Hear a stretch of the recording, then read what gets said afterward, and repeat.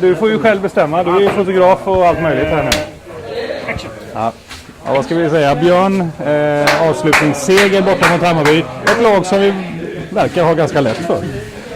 Ja, jag vet väl inte om det var så jävla lätt idag, men det var ju fantastiskt skönt att vinna den här.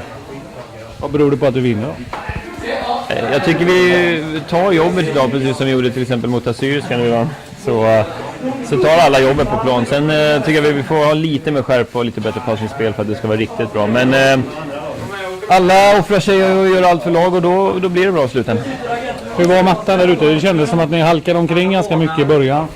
Ja, den var väldigt dålig faktiskt. Men det är vi vana vid, så att vi bemästrar det där rätt bra, tycker jag. Det var nästan som hemmaplan. Ja.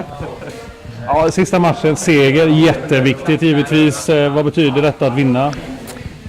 Ja, det som säger jättemycket. Jag vet inte vad som händer i tabellen nu, men att avsluta med en seger och ta med sig det in nu i den här mörka perioden som kommer är riktigt skönt. Och sen är det en bussresa hem nu som blir betydligt enklare. Så att det betyder mycket på många plan den här tiden.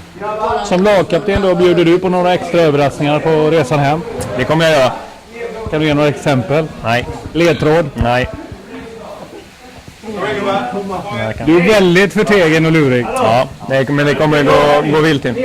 Ja, men när ni kommer fram till Göteborg då, vad händer då? Ja, det får vi se. Det är som sagt, det är en sjukt lång resa hem nu och som det ser ut nu så är man ju glad i hågen. Men sen det kan ju ändras. Vi får se. Vi kommer försöka ha så kul på bussen hem och sen får vi se vad som händer när vi kommer.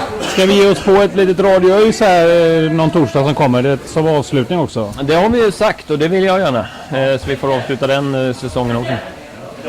Tack för idag Björn och grattis till seger. Tack ska du ha Joakim. Tack ska du ha Björn. Tack.